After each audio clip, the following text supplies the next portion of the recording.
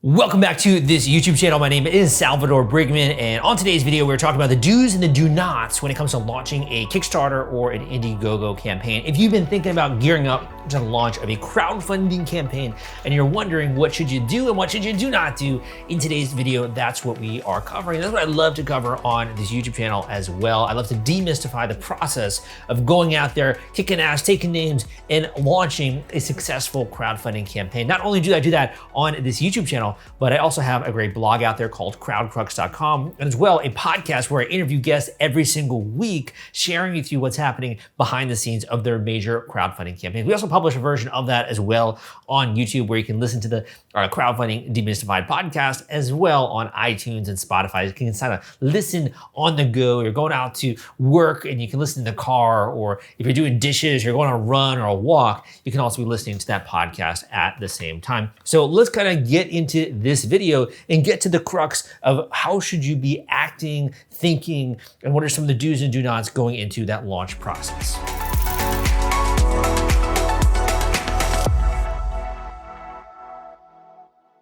You know, I really think that if you want to be successful with a crowdfunding campaign, you have to be willing to become a student of crowdfunding. And more than that, not only be willing to invent or create or launch or promote a crowdfunding campaign on Indiegogo or Kickstarter, but you also have to be a backer of these projects. So my first do in today's YouTube video is that you want to go out there and you want to back just a couple, it could be just a handful of Kickstarter and Indiegogo campaigns. And it could be for $5, it could be for $25, it could be for $1, right? If you want to. But by going out there and backing a couple of Kickstarter and Indiegogo projects, you're gonna see how other creators do their communications. You're gonna see how updates are done, for example, on Kickstarter. You're gonna get a feel of what it's like to watch someone's pitch video, and after that, feel like this is such a really cool product. Why not take a chance on backing this crowdfunding campaign? So I think that backing campaigns is a great exercise for any creator out there, no matter if you're a beginner or you're more advanced, as a way to really study the crowdfunding industry and also to see that process, right, of what it's like to be a backer. So make sure you do that. And if you don't do that, I tend to have a lot of people who have many questions when it comes to that actual process, which should be very easily solved by just becoming a backer. On the flip side, when it comes to do nots, I think the biggest one is that sometimes I'll be doing like a coaching call with a student and they're like, Sal, I have been thinking about this for years, right? I've been watching your videos for years at a time. And sometimes that initial support or backing or becoming a consumer can kind of overload the system, and we kind of get stuck in just buying new stuff versus the producer mindset, which is like, okay, it's cool to learn and study, but I want to launch something as well one day. So don't use this as an excuse to procrastinate with getting your own product out there, because I'm telling you, once you start to see that these campaigns get 5 and 6 and 7 figures, and are able to do that with a crowdfunding campaign, and you start to see the avalanche of comments and people that are talking about this and sharing it, it can be really exciting. And you're kind of then also like, what happens if that happens to my campaign, right? And people start to actually know who I am and my brand and my product. What happens if I make a mistake, Sal? What's gonna happen, right? Well, you gotta be willing to stomach the risk. You gotta be willing to take a breath, right? Put out some good karma and really just be willing to plow through that process of getting your project out there. So make sure you do not procrastinate. My next do is a little bit, I'd say, controversial, because this is very uncommon in the business realm or in the corporate realm. So when you think about corporations, like established corporations, they're really about sameness. They're really about not showing emotions or doing it in a very calculated way. But when you have an army of people that are excited about a new project that you're working on, it can be quite emotional as a creator and as a backer. So my first do is that you don't want to shy away from emotions when it comes to your pitch, when it comes to your announcement, when it comes to your social media, when it comes to your email marketing. You want people to be excited as you are. Have you ever seen those videos out there online where it's almost like it seems as though someone is filming a video with their phone and it's so informal, it doesn't even feel like a commercial, right? People want that kind of a vibe when it comes to putting out content. They want to see the authentic behind the scenes when it comes to the craftsmanship that went into this product, the various iterations. It's okay if maybe your first sketch was on a napkin before you then went into like 3D modeling and CAD, and then you started to get more intense when it comes to prototypes and like a quick and dirty prototype. And it's okay if you started small. People love and they eat that up because emotions is really the bedrock of storytelling as well when it comes to your marketing and your brand. So don't shy away from emotions in your marketing. Don't shy away from being transparent, from being, candid in that way, and be willing to tell that story as it's coming together. On the flip side, there is a lot of emotions that occur when you are a business owner. So when you're a business owner, for example, let's just say you do what I talk about in my book, the Kickstarter launch formula, which is really like the paint by numbers formula for launching a Kickstarter or Indiegogo campaign. You can grab a copy of my book, the Kickstarter launch formula, on Amazon at crowdcrux.com/Kickstarter formula or at crowdcrux.com/Kickstarter audio. You can listen to the Audible version, me read it with my passion, my enthusiasm. You can check that out at the link down below. One of the things I say in that book is that it's very important that you remember that business is both emotional and logical. And when it comes to emotions, I see a lot of creators making wrong decisions or panicking, for example, when let's just say they did what I teach and they got a ton of funding in the beginning of the project. They're like, huzzah, like that's awesome, that's great, right? But then all of a sudden, like their momentum starts to peter down. And all of a sudden, not enough people are checking out their project. And they start to panic and they feel like everything's failing and the project isn't going the way that they want. You have to be really level-headed going into this launch because you might waste a lot of money if you're making emotional decisions, if you're not thinking about this carefully. And if you allow the excitement of that launch to really take over, just remember the game is not over yet. And that's one consistent thing that every single podcast guest I've had on my podcast, Crowdfunding Demystified, has said, is that just because they maybe blow past their goal, they're past 6 figures, right, doesn't mean the game is over. And they just kind of almost ignore it and they just get back to the grindstone, back to the grindstone, back to the grindstone when it comes to marketing and promoting this, providing good customer service, answering questions, doing updates, all the things you need to do. So do not allow emotions to overtake your campaign. The next do is probably the one that for many years of my life, I was not really a fan of because it was very boring. Like I'm more of like a creative guy. I have a lot of energy. I have a lot of passion and enthusiasm, right? I love to work on big projects. I love to work with people who have big visions, right?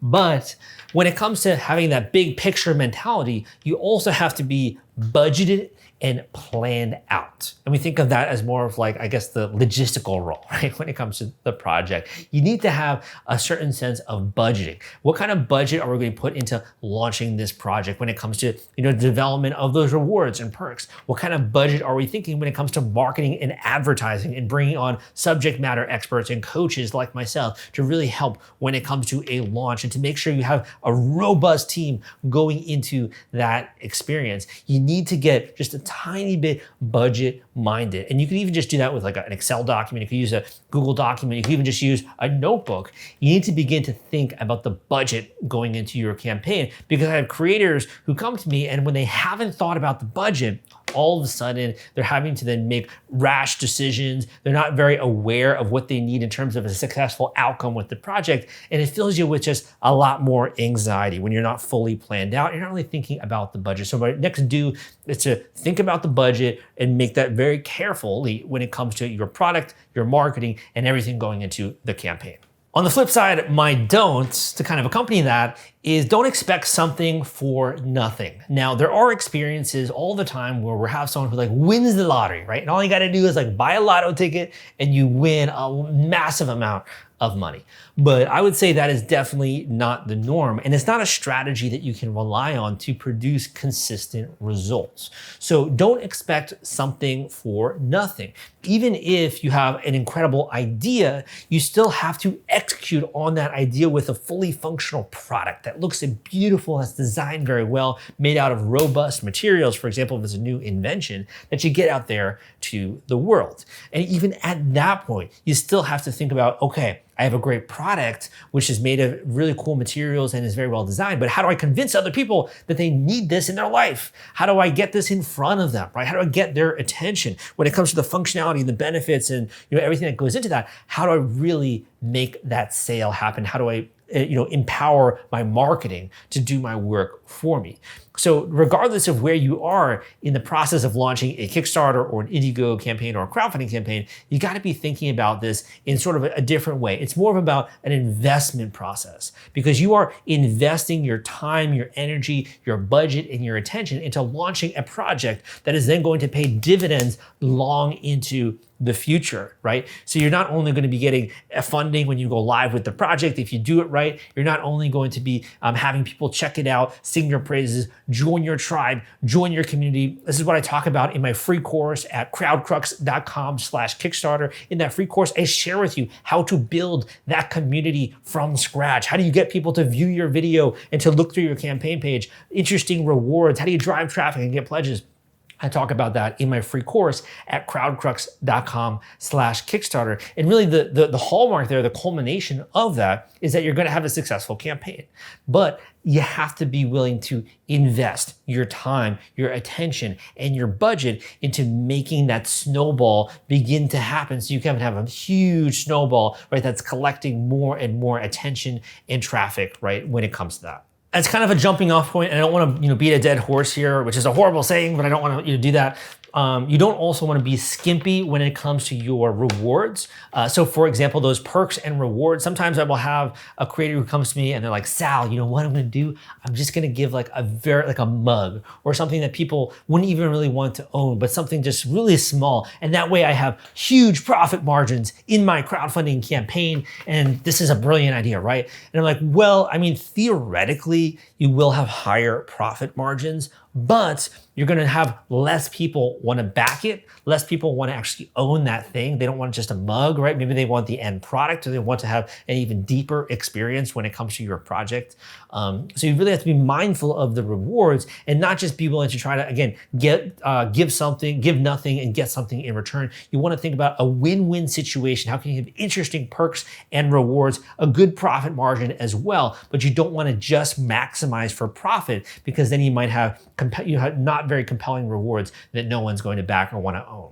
Next up on my list in terms of do's and do nots is that you do want to do a pre-launch. So pre-launch is a concept which I helped to pioneer back in 2012, because we were noticing as an industry and myself that there's a certain step-by-step process to get people to take action. And I documented that in my book, obviously, named The Kickstarter Launch Formula. So the launch formula piece, there's a lot that goes into that, but one of those elements is a pre-launch, which is where you're building up an audience and getting people excited leading up to the launch of a crowdfunding campaign, so that when they come to it, they already have made the decision in their mind that, yes, I want that. I want to buy that. I want to back that. I want to own that, right? I want to support that creator.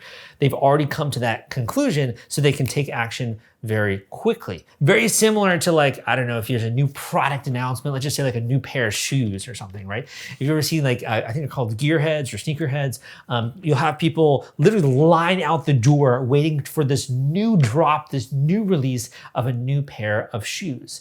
And they do that because they've already made the decision in their mind to buy the product, because they've seen the marketing. So you should do a pre-launch, and that's a very important component of doing a Kickstarter or an Indiegogo campaign.